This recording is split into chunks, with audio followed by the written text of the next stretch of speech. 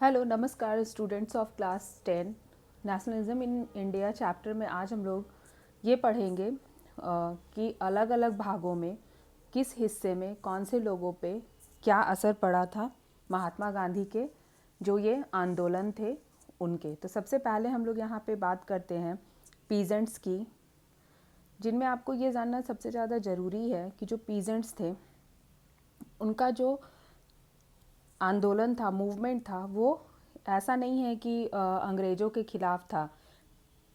उनका जो प्रॉब्लम था सबसे बड़ा वो ये था कि वो तालुकदार्स और लैंडलॉर्ड्स की जो डिमांड थी हाई रेंट की, उसके अलावा जो टैक्सेस सेसिस जो थे उसकी जो डिमांड थी वो उसके ख़िलाफ़ थे। उसके अलावा ये जो वर्क जो वो लोग करते थे, काम जो करते थे जो बिना पेमेंट के होती थी, जिसको कि बेगार कहा जाता था, तो ये जो प्रॉब्लम्स थी दोनों, इसके कारण जो पीजेंट्स हैं वो खिलाफ थे तालुकदार्स और लैंडलॉर्ड्स के। ठीक है, अब हम लोग देखेंगे कि ये खिलाफ थे अगर पीजेंट्स, तो ये चाहते क्या थे। तो इनका डिमांड था कि जो रेवेन्यू है वो कम किया जाए, बेगार को अबॉलिश कर दिया जाए, जो ज़मीनें हैं उनको रीडिस्ट्रीब्यूट कर दिया जाए। ठीक है, और उसके अलावा इन्होंने सोशली बायकॉट किया जो भी ऑपरेसिव लैंडलॉर्ड्स थे जो कि इनका शोषण कर रहे थे। वैसे जितने भी लैंडलॉर्ड्स थे वो इनके, ये जो पीजेंट्स थे वो खिलाफ थे इनके। उसके अलावा जो प्रोटेस्ट हुआ था उसमें आप देखोगे कि इन्होंने ये तय किया कि जैसे नाई, धोबी, कुम्हार, ऐसे जो भी काम करने वाले लोग जो हैं, जो कि इनको अपनी सर्विस दिया करते थे तालुकदार्स और लैंडलॉर्ड्स को, तो इन्होंने डिसाइड किया कि अब ये किसी भी तरह का कोई भी सर्विस अपना इन तालुकदार्स और लैंडलॉर्ड्स को नहीं देंगे। उसके अलावा इन्होंने क्या किया कि जो घर थे इनके तालुकदार्स और मर्चेंट्स के, उस पर अटैक किया, बाज़ारें जो है वो लूट ली गई। उसके अलावा इसी वक्त में आप देखोगे कि अक्टूबर 1920 में 1920 में जवाहरलाल नेहरू और बाबा रामचंद्र जैसे कह सकते हो कि जो बड़े नेता थे, इन्होंने मिल करके और अवध किसान सभा को इन्होंने बनाया। ठीक है, लेकिन आप देखोगे कि धीरे धीरे करके ये जो अवध किसान सभा थी ये सिर्फ एक जगह नहीं बनी, ये चारों तरफ फैलती चली गई। लोग जो है वो इसको बहुत ज़्यादा अप्रिसिएट किए अवध किसान सभा को। तो ये तो कहानी हुई आपकी कि पीजेंट्स का प्रॉब्लम क्या था, डिमांड क्या था, और उसके अलावा उनका जो प्रोटेस्ट है वो क्या था। फिर हम लोग यहाँ पे देखते हैं जो ट्राइबल पीपल थे उन पे क्या असर पड़ा था इसका। ठीक है, तो अब अगर ट्राइबल्स की बात हम लोग करें तो जो ट्राइबल पीपल हैं उनमें भी प्रॉब्लम जो है, आप देखोगे कि आपने इसके पहले की क्लासेस में 9th क्लास में पढ़ा होगा कि यहाँ पे जो फॉरेस्ट है उसको लगभग 3 तरह से यहाँ पे डिवाइड कर दिया गया था। ठीक है, तो उसमें से जो इसमें रिजर्व्ड थे, प्रोटेक्टेड थे। ठीक है, तो ऐसे जो एरियाज़ यहाँ पे जो डिवाइड कर दिए गए और इन पे पूरी तरह से कॉलोनियल रूल आ गया। तो प्रॉब्लम सबसे बड़ा ये था कि ब्रिटिशर्स ने क्लोज़ कर दिया बड़े क्षेत्र के जो जंगल थे उनको पूरी तरह से क्लोज़ कर दिया ट्राइबल पीपल के लिए। अब आप ये सोचो कि जो ट्राइबल्स हैं वो उनकी पूरी की पूरी ज़िंदगी ही निर्भर कर रही थी इन जंगलों पे, और ब्रिटिशर्स ने इसी को बंद कर दिया, तो वो कहाँ कमाएंगे, क्या खाएंगे। तो सबसे बड़ी समस्या इनके पास थी जीवन यापन की। उसके अलावा प्रॉब्लम थी कि इनको फोर्स्ड लेबर हो गए थे, ये इनसे बेगारी कराई जाती थी। बेगारी का मतलब वही हो गया कि बिना पेमेंट के इनसे ज़्यादा से ज़्यादा काम लिया जाता था। उसके अलावा इन पे बिल्कुल भी ये ना तो अपने जो जानवर हैं उनको चरा सकते थे, ना ही फ्रूट्स को कलेक्ट कर सकते हैं, और फ्यूल भी, ये फ्यूल के लिए जो वुड्स है वो भी वो जंगल से नहीं ले सकते हैं। तो आप सोचो कि इनकी पूरी की पूरी ज़िंदगी ही यहाँ पे ऐसी हो गई थी कि जीवन यापन के लिए कुछ भी बचा ही नहीं था। तो ये तो प्रॉब्लम पे हमने डिस्कस किया। फिर हम लोग देखेंगे सेकंड पॉइंट की जो गुडेम हिल्स की बात की गई है यहाँ पे। ठीक है, जो कि आंध्र प्रदेश में है। तो यहाँ पे गुरिल्ला वॉर्स स्टार्ट हो गया। गुरिल्ला वॉर्स आप कह सकते हो कि छुप कर के जो युद्ध किए जाते हैं उनको कहा गया है। तो इसमें अलूरी सीताराम राजू जो है वो इनके हेड बने, उन्होंने लीड किया था इस आंदोलन को।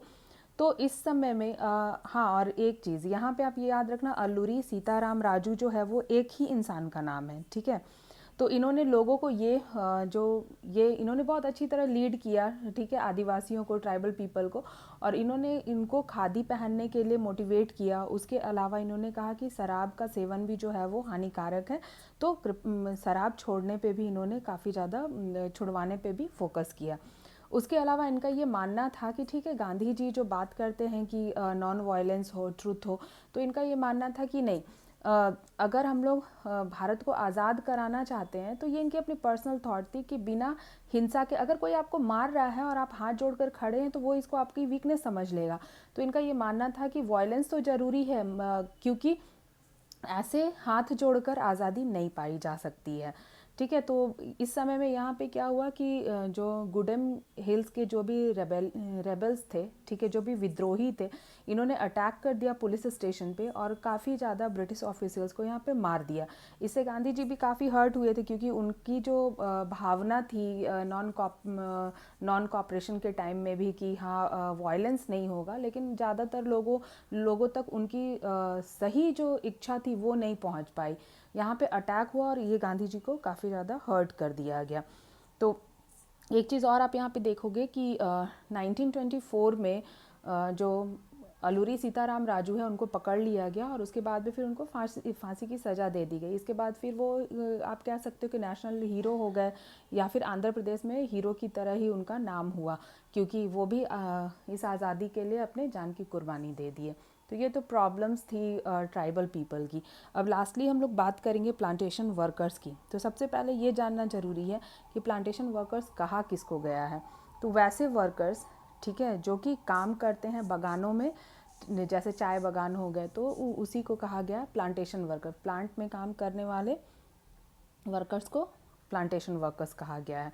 तो यहाँ पे अब इसको हम लोग कुछ पॉइंट्स में इसको सॉल्व कर सकते हैं, देखते हैं। सबसे पहले कहा गया है कि एक एक्ट था, इनलैंड इमिग्रेशन एक्ट 1859, जिसमें ये कहा गया था कि प्लांटेशन वर्कर्स जो है वो इन प्लांटेशंस को छोड़कर बिना परमिशन के अपने घरों को वापस नहीं जा सकते हैं, और बहुत रेयरली आप देखोगे कि इनको परमिशन मिलता था अपने घर जाने का। एक तरह से आप समझ सकते हो कि इनसे स्लेवरी कराई जाती थी। उसके अलावा जब एनसीएम चल रहा था, ठीक है, नॉन कॉपरेशन मूवमेंट जब चल रहा था, तो उस समय में यहाँ पे जो प्लांटेशन वर्कर्स थे ये एक्चुअली समझ ही नहीं पाए कि गांधी जी कहना क्या चाहते हैं, और इन्होंने ये सोच लिया कि गांधी जी जो है वो इनको बिलीव हो गया कि ये गांधी राज आ गया है, और जितने भी लोग हैं अगर किसी भी तरह अपने गांव पहुंच जाएंगे तो वहाँ पे हर किसी को अपने अपने गांव में ज़मीनें मिल जाएंगी। तो लगभग 1000 से ज़्यादा लोग जो है वो यहाँ से प्लांटेशन से भाग निकले थे, लेकिन अनफॉर्चुनेटली इनमें से बहुत लोग मारे गए, और उसके अलावा बहुत लोग फिर पकड़े भी गए थे। तो ये भी एक आप समझ सकते हो कि गलत ही जो इन्फॉर्मेशन है वो पहुंची थी यहाँ तक कि गांधी जी जो है इनको इनकी ज़मीनें वापस करा देंगे। तो ये तो आप देखोगे डिफरेंट स्टैंड्स क्या क्या थे और किन पे क्या असर पड़ा था कंट्री साइड पे, ठीक है। उसके अलावा अब एक लास्टली हम लोग ये घटना पढ़ेंगे कि फरवरी 1922 में चौरी चौरा कांड हुआ, ठीक है। चौरी चौरा कांड के बारे में आप लोगों ने सुना भी होगा पहले, ठीक है।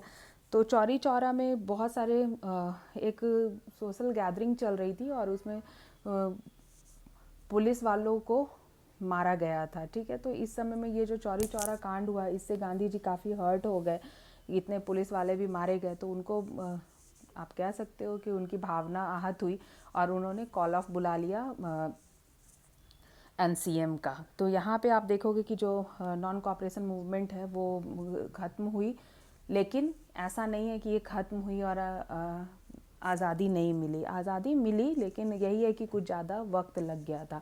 तो गांधी जी के मूवमेंट्स का असर पड़ा था, लेकिन थोड़ा थोड़ा ही पड़ा था, और इसके आगे भी हम लोग और आंदोलनों की चर्चा करेंगे आगे की वीडियोस में। मुझे उम्मीद है आपको ये 3 टॉपिक्स जो आज हमने यहाँ पे पढ़ा है, पीजेंट, ट्राइबल पीपल और प्लांटेशन वर्कर्स के बारे में, वो समझ में आया होगा। जो भी आपकी क्वेरीज़ है आप कमेंट बॉक्स में पूछ सकते हैं। Thanks for watching. पढ़ते रहिए, मुस्कुराते रहिए, और बोर्ड एग्ज़ाम की तैयारी करिए।